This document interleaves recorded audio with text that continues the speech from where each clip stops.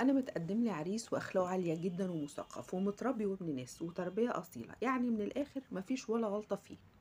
بس المشكله بقى ان هو ايه؟ لكاك بشكل مش طبيعي. يعني مكالمته اليوميه لازم تفضل حوالي 3 ساعات على الاقل. اقسم بالله الثلاث ساعات دول هو اللي بيتكلم فيهم لوحده. انا بمنطقش، ولو انا حاولت اتكلم كلمتين يقاطعني عشان يكمل هو كلامه. ولو قلت له اني عايزه اقفل وانام يقوم فاتح موضوع جديد يقعد فيه نص ساعه كمان. واللي يجنني بقى ان هو ايه بنفسه بيقول لي ايه: انا عارف انك زهقتي مني وعايزه تقفلي، بس كنت عايزه اقولك على حاجه كده. يروح داخل في موضوع جديد وكلامه بطيء وممل ويعجن ويلت في الكلام وفي حاجات محفوظه ومفيش فيها جديد.